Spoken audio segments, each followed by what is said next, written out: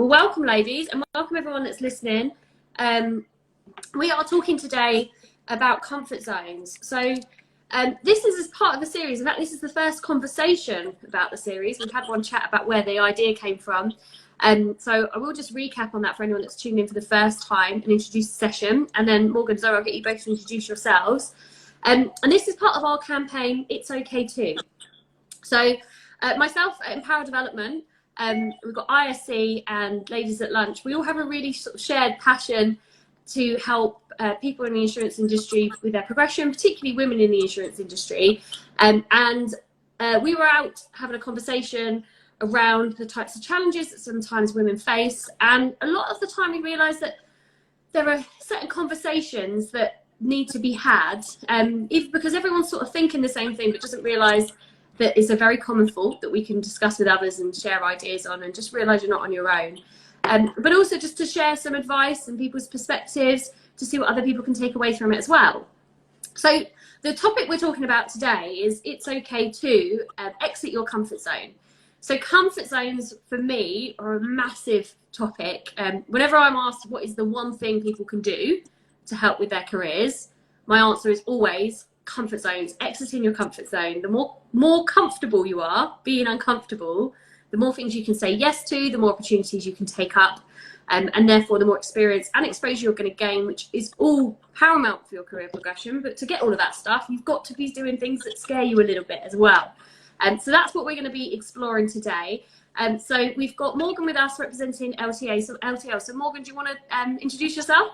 Yeah, so I'm Morgan Davidson. I've been in the market for about 8 years now, and currently work for a service provider that services pretty much corporate MGAs, but my predominant role is a client manager for the Lloyd's and London market.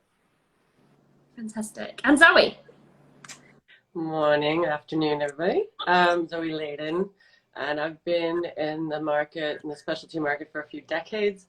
And mainly, not exactly, but, and I've been working with, currently, I've been a broker, I've been in underwriting, and now I run a consultancy, and we help MGAs develop their distribution strategy and channel networks for premium growth.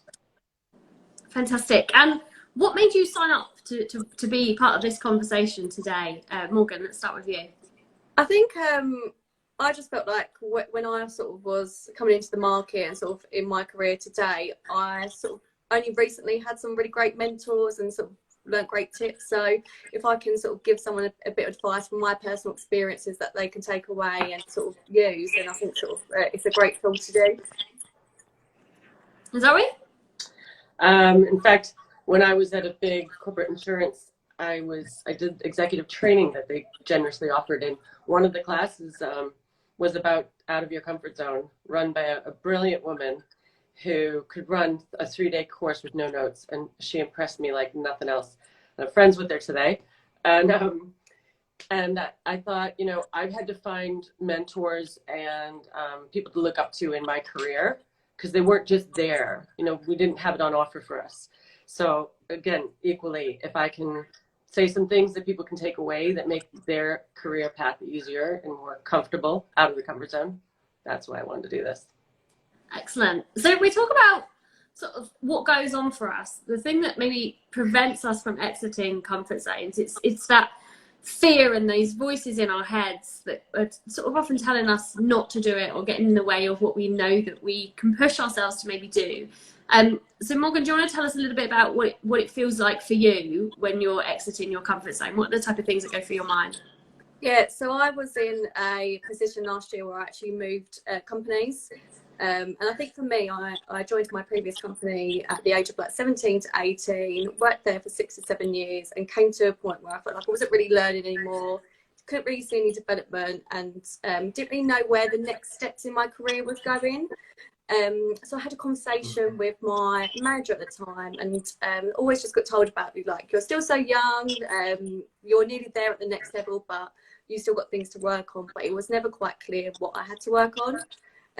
So I applied for this role now and went through the interview process and got got the job. But I remember being in that transition period from putting my notice in to starting a new job, and all these thoughts in my head about, will I pass probation? Will I pass the standard checks? Will I be good enough for the role?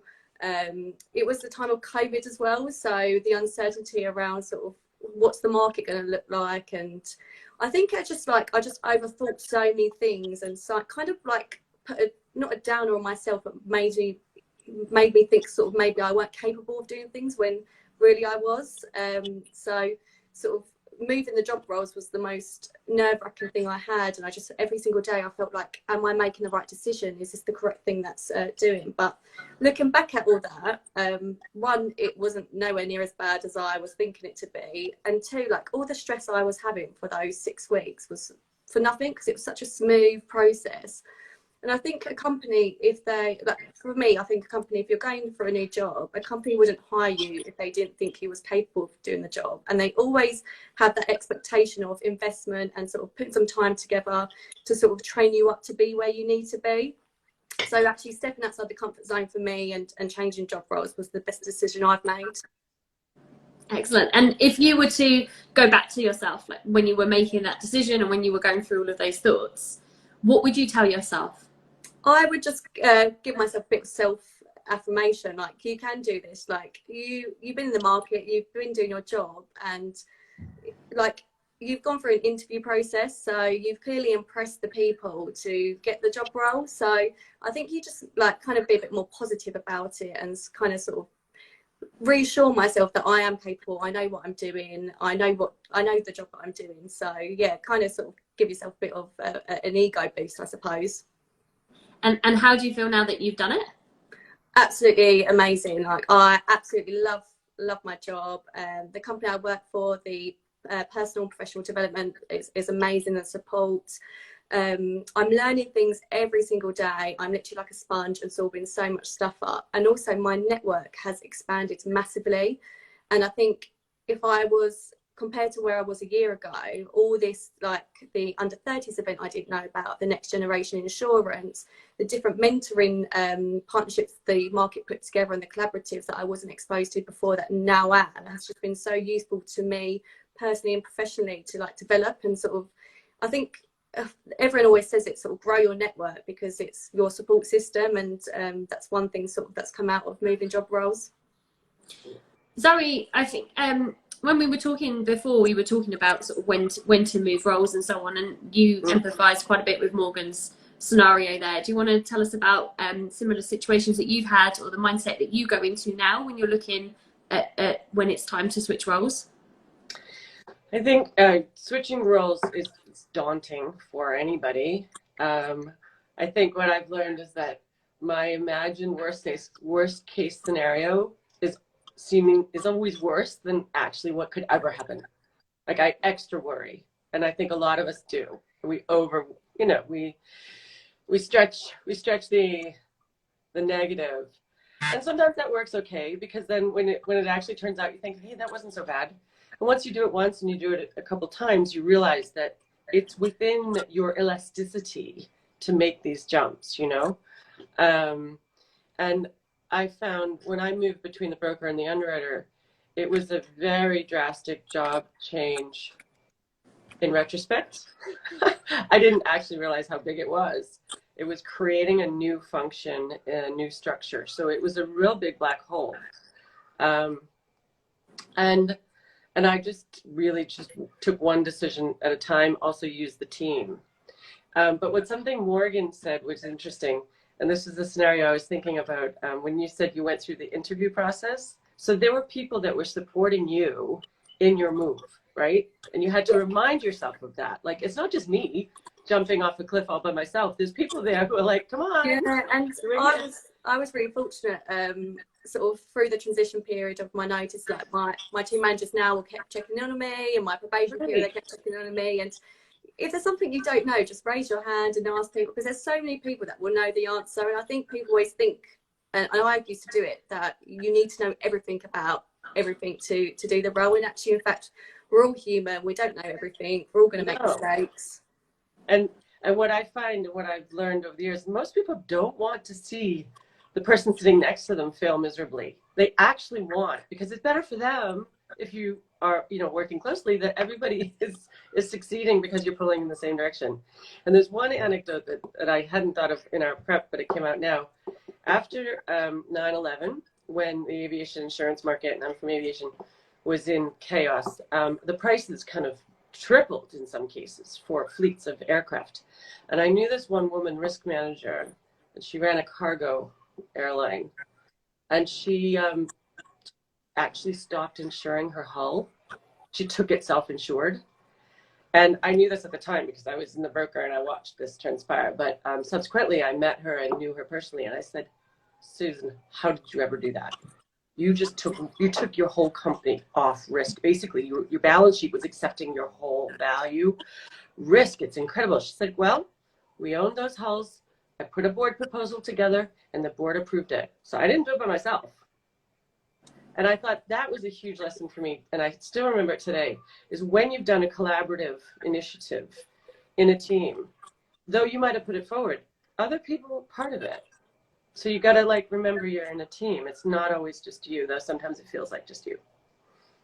Yeah. And Zoe, you were talking about some preparation that you've done and to go through to kind of feel more comfortable in presenting and panels. And I always find presenting really fascinating to talk about because it's our number one fear.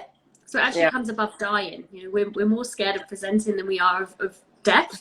And I think it's because it's a fear that we see around the corner. So it's something that's on our minds quite a bit. And I think it's really challenging when you're a technical person because you are used to being an expert and having essentially the answers to your area of expertise. And that's something you're doing all the time. But when you go and do a presentation, often it's something that comes up every few months, maybe to a small audience as well. Quite rare that it's a large audience. And then when you are in the scenario you're giving that presentation, it's hugely out of your comfort zone because you're not used to talking like that to that kind of audience. That you almost feel like it shouldn't be because you feel like, well, you're in a corporate role, you should be comfortable presenting. You forget that for the majority of people, it actually is, you know, they have the same thoughts and it is something that we struggle with. So what's the kind of journey you've been on there? So the first time I was asked to do a proper conference presentation was for the International Aviation Women's Association. They came to London. I didn't know who they were. They went through a male colleague and said, we need a woman present at our conference. And my colleague said, you're it, because you're the only one we got. I went, all right, who are they? Why am I doing this? And then actually it was around 9/11 again, just as it transpired. So like it was chaos, but I still did it. But I prepared for it before the chaos of 9/11. And we had an amazing guy at the broker who did presentation skills for executives. And he said, right, you're my project. And he personally trained me, and we picked a subject, which was what a day in the life of a Lloyd's broker. I was like, everybody knows this. Everybody knows what a day in the life of a Lloyd's broker. That's what we do. And the point was not everybody knows what you know. And I prepared this presentation. To me, it was simple. To the audience, it was fascinating. They were fascinated. I had all these women come up to me after it saying that was so interesting. And I thought, it's just my daily job. But what you got to remember is your daily job, even if you're in the midst of other people, you still do it differently, see it differently, feel it differently. And when you project that, that's where you make impact because people absorb and learn from your skills. And then the other thing that the guy, Ted, his name was Ted, said, okay, we do a deal. I'll show you how to do this, but you have to commit to me every time you're asked to present, you have to say yes, every time, because otherwise you'll never learn. And you'll do it once and you'll put it away. You have to keep it up. And then the out of the comfort zone becomes a very comfortable space. And once you get that feedback, like you were saying, Morgan, when people come up to you and give you feedback, when you get the feedback that you actually did a good job on that stage, you think, oh, okay, I can do this. And then one other tip I was going to remember was that if you're on a panel and you think you're going to get hard questions that somebody else, you don't know if you're going to be able to answer the questions and it's scary, I usually line up with one of my panelists that if I get a hard question, I just lob it at them and they're happy. We just kind of coordinate the questions on the panel. Sorry, go ahead. I was going to say, I think the feedback is the best bit though, because although sometimes it might not be sort of always the best feedback you want, but it helps you grow as a person. So there might be tips and tricks that you can take away from that and improve next time and really enhance those presentation skills. Definitely. Yeah. You know, if somebody were to say, oh, I didn't really understand that bit, and you're going to do the similar speech again, you can fine tune it, or you can just, yeah, everything. It's about listening, right? Listening to everything that comes back to you. And I love what Ted said about having to do it, because I think, so often if we're nervous about something, we'll come up with excuses as to why we don't have to do it. I can remember one conversation I had with a young woman who'd entered the market. She was nervous about speaking up in meetings. And we were having a conversation, and she said this phrase to me that just stuck with me. She said, well, I'm not experienced enough to have anything to say yet. So I said back to her, when are you going to be experienced enough? Like, what is the date? Is it 6 months in? Is it 12 months in? And what's going to happen that day? You're just suddenly going to walk in and ask all these questions. Because of course that's not how it works. But in our minds, we say that we're not ready yet. So we often look at it as though there's a level of knowledge or expertise we need before we go ahead and do something. But when it comes to comfort zones, the only way that we can actually expand them is to do stuff. So I like to look at comfort zones like elastic bands. I've got a little hair tie here, right? So this is your comfort zone for speaking up in meetings, okay? Then you'll have all these kind of opportunities inside it. Maybe you're talking to a team, you're really comfortable with that. But then maybe you're talking to people who are external. And then you'll go into what we call your stretch zone. So your comfort zone can kind of manage it. You have to think about it. Maybe creates a little bit of nerves for you, but you know you can do it. You push yourself to do it. Okay. And as you do that, it's stretching your comfort zone. Your comfort zone actually gets bigger. And then more and more things will fall within it, and it can grow over time. What we want to avoid is the zone that comes outside of that, which is the panic zone. Okay. So if we think about presenting, let's say you're nervous presenting, and Ted's giving you this training, and now you've got the opportunity to do some presentations. So you're going to look to do presentations in areas that are comfortable. So internally with your team to get that practice, so that should somebody come to you and say, can you do a presentation in the Lloyd's library? Where that may have been in the panic zone in the past, now it's in the stretch zone, because that has expanded for you to like be able to put more into it. And it's never going to be natural all the time. Only the things in the comfort zone are going to feel natural. But if we're not doing things outside of it, that comfort zone is limited. And if we're not stretching it, it will shrink. It will shrink back down. So we've got to constantly be working on pushing them out. I think it's like Zoe said earlier, like any opportunity you get, always say yes. So if your work want to make you do a project or a presentation course or even learning and development courses, just say yes, because there's some key vital things that you'll take away. And like you said, Sam, like next time you go and do it, it'll be easier, and your comfort zone might have been like this, but then it'll grow and slowly sort of you'll feel more comfortable, and it will be a comfortable zone for you to do things. And I would say, and I guess that the saying yes thing made me think of some other, then not to be confused with the don't take on too much, because some people say yes to everything. Because I can hear somebody in the audience saying, yes, but you shouldn't say yes to everything because it's too much. But that's different, and it's up to you to know the difference. But it's saying yes to the opportunities that are going to allow you to grow, even if they're scary, right? Yeah, that fits in nicely with I talk about sort of stretch goals, stretch work. So we, as women, we are twice as likely as men to say yes to non-promotion work. Okay, so I'll write up the minutes, I'll book the room, I'll arrange the lunch, all of the stuff that needs to be done. It's helpful, but it's very easy to do. It makes you busy, but it's not pushing you. So I like to look at it as if you are saying yes to things that are pushing you on one of two things. So it's either pushing you on competence, because you haven't done it before, you're going to learn something, or confidence, because you might know how to do it, but you're not confident doing it on your own yet. If it's pushing you on either of those things, then it's going to be stretching you. So those are the brilliant things to be saying yes to. And you want to have enough time to do that. So you make sure you don't say yes to everything. Yeah.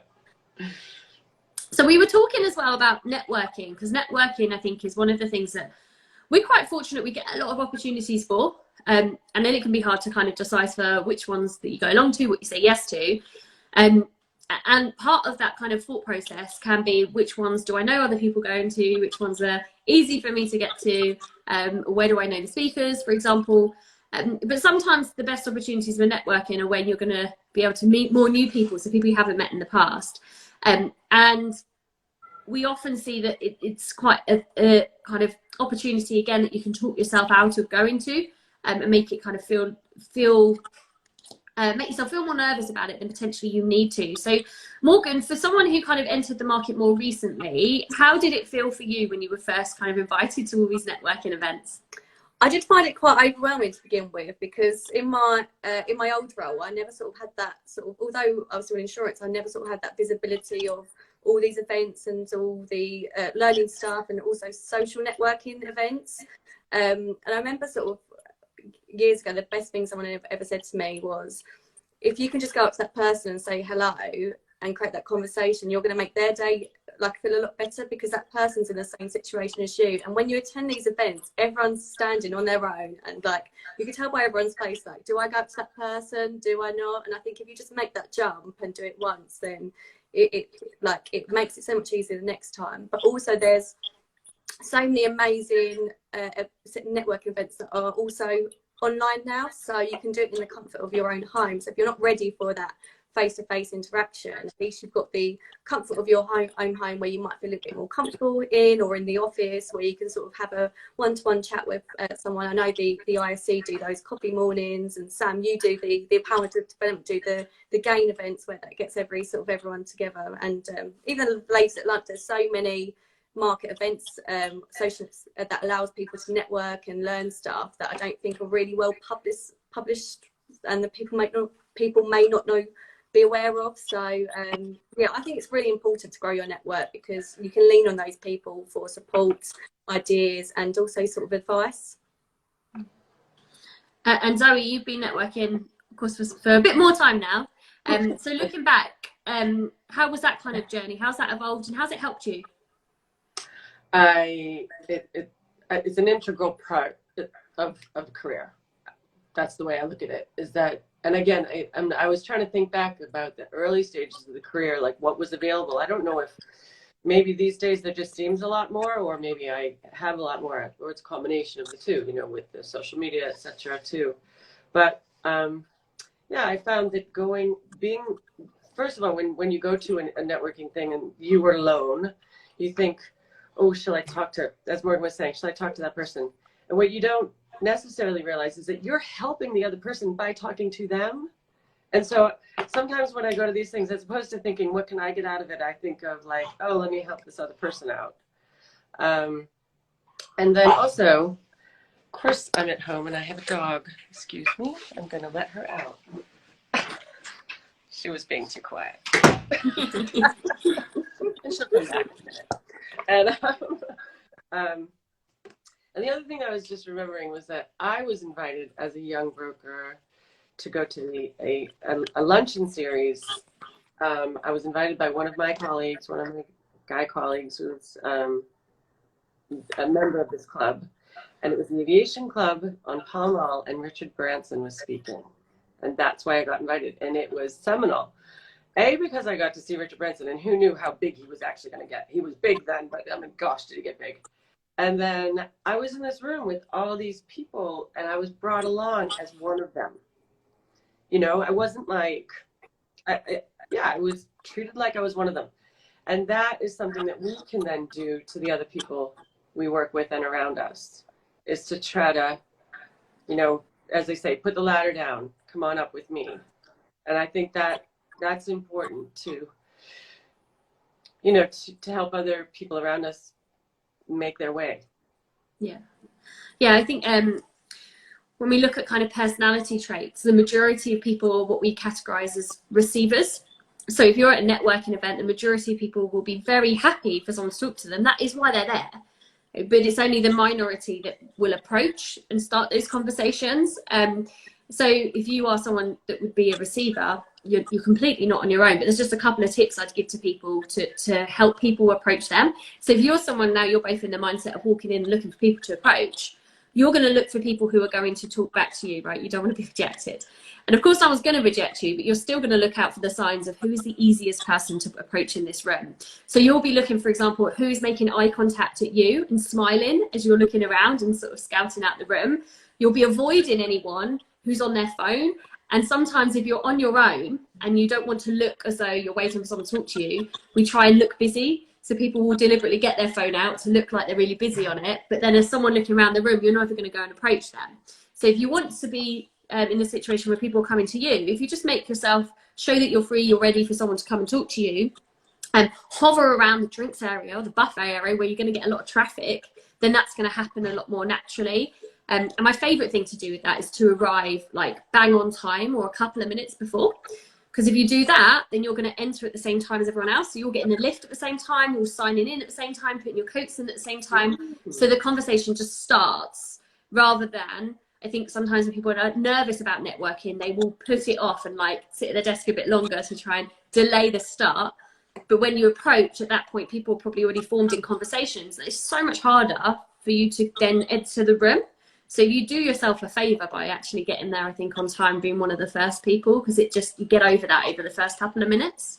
I think what you said about sort of also smiling, making yourself approachable as well, because normally sort of you're, like you said, you'll normally get, if you're smiling and look sort of open, it gives that comfort for the other person to come up to you. So I definitely think that's a really good bit of advice. Very good. And if we're looking at essentially when we're doing this, the conversations we've had are kind of around big things, so networking, presentations, sort of job moves. But I think a lot of comfort zones are just day-to-day things, the things that are happening for us all the time. And Zoë, I know in the prep call you kind of said that actually you've got such a habit of exiting your comfort zone that you kind of forget that you do it, if you like. Yeah. So what are some examples over the last week, maybe, where you've been able to exit your comfort zone?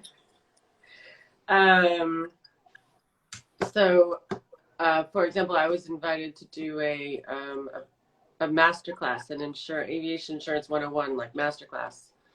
And when they first approached me, I went, what do I have to say about that? Like, I'm no expert. And then I thought, actually, I think they think I am. And maybe I'm as good as expert as there is. And then when they wanted 45 minutes, and I thought, no, I can't do, that's too long. I can do 25. So I kind of bargained back to make it more in my terms, or what I thought was, reasonable. And they were very happy for that, very actually pleasantly, oh, that's probably better for the audience. And so I guess the other thing is, accepting things. So I've accepted to do that, and it's a body of work, but I think it will be interesting for me and it will be growth for me, because it's going to reinvigorate some of my knowledge, and then it's also good for, my work. So I guess it's about like, don't always accept when challenges are put to you. There's a million reasons not to take it, but if you can remove some of those reasons, and then it becomes okay for you, then you've almost bargained with the challenge. You've bargained with the comfort zone, making it more comfortable while still putting yourself out there. Yeah, and I guess what you've done there is you've been given an opportunity that was in your panic zone, and you've sort of restricted it down, so it's now in your stretch zone. So it's like, okay, this is still a bit scary for me, but I can do it, rather than thinking, how am I going to even start with that? Yeah. Fantastic. Morgan, how about you? I think doing this live discussion is very out my comfort zone. I've never done anything before, and I had like the worry, like, say if I say something wrong, or say if I have like mind blank and just freeze and don't say anything at all. But for me, I try to look at the positives and sort of what can I achieve by doing this, and also like I'm really about empowering other people. And like I said before, like if I can give at least one person a bit of advice, or sort of show that actually going up to someone at an event is not scary, or just sort of put yourself outside your comfort zone because it become easier. I think sort of that's how I looked at the positives of me feeling a little bit nervous to begin with, but what can other people get out from that? Yeah. And actually to show people that we all feel nervous every day, and there's different things that might trigger us. Yeah, and that links in nicely with Tenny's kind of point there around like, how do you make things cross over into that kind of comfort zone? And essentially what you're doing there is managing your self-talk. So when you are kind of given these scenarios, you both use the expression the worst case scenario. We are in the industry of thinking of worst case scenarios, but we're also in the industry of working out how realistic they are and what we can do to mitigate those risks. So if this is happening in your own mind and you're exaggerating the scenario in your head, then it's kind of, that's going to happen. That's an emotional response. But what can you logically do around that? And those are brilliant steps, so that, you know, the reassuring, telling yourself what good it's going to do, and also sort of seeing what you can actually change about it. Back to your point there, Zoe. So the kind of logical response that we can do to essentially mitigate it and then make you feel a little bit more comfortable about doing it. Because the worst case scenario, when it comes to things in our minds, that never happens. You know, thankfully, the worst case scenario in insurance very rarely happens. But in our minds, the things that we're telling ourselves, you know, it's almost like a fiction novel that we come up with. It's just not going to happen. You know, and chances are you're going to have you're going to come away feeling okay about it, and other people will have a view that what you did was brilliant and they didn't even pick up on your nerves as well. And it's self-fulfilling, like you say, Zoe. The more you do that, the more you think, oh, I can do this. This is okay. But it's starting on that journey and realizing that that you've got that room to grow. There's a line from a film that has stuck with me. Eddie Redmayne in the like Stranger Things and Beasts and Where to Find Them. I'm not even sure. I mean, it wasn't like you know, seminal film. It was the line, and one of the characters says, "Aren't you worried that there's a monster around the corner?" You know, because there's monsters everywhere. And the Redmayne character goes, "Worried? No. That means I have to live it twice. I never do that." And I thought, that's so cool. If only we could just think that. Yeah, brilliant. Because I guess you spend all that time picturing it in your mind before it even happens. And I know if I'm worried about something, it wakes you up at night, you know, and I think that's so frustrating because it impacts your sleep, and all the things you're worrying about don't feel as bad in the morning. In fact, I actually had it last night because I'm just really busy at the moment, so I'm worried that I'm outside my comfort zone by saying yes to too much, to your point there, Zoe. So I'm waking up in the night thinking, oh, I need to do this, when am I going to do that, how am I going to fit this in, and so on. I'm thinking that I've just sort of bitten off more than I can manage. So after waking up twice, I thought, you know, I'm just going to write this down. So I wrote down all the things that I had to do, and it was actually only 3 things. But in my mind, these things kept coming to me one after the other, as though it was just a vicious cycle. And as soon as I wrote it down, I was like, oh, I got this. And then I actually had a good night's sleep until my toddlers decided to wake me up. I could have had a bit more after that, but that was enjoyable. So with the spirit of setting yourselves goals to stretch outside of the comfort zone, what are you going to be doing over the next kind of week or couple of weeks that is going to help you do that? What opportunities have you got to exit your comfort zone? Morgan, let's start with you. So I've probably got 2 over the next couple. Well, I've got one next week. I'm off on annual leave, so I know sort of I'm going to be really, really stressed about sort of getting up to date, making sure I'm doing stuff that I've told people, which is kind of a little bit outside the comfort zone, but also having a week off, like the work that might come in and emails. But also I need to remind myself I've got a supported team. I'll be doing a handover. I've got an out of office, so anything important will go to sort of my colleagues to pick up. And another thing is I'm off. I'm doing overseas traveling for work in September, which is my first ever time. So, you know, a bit outside the comfort zone, never been sort of on an overseas trip with work before.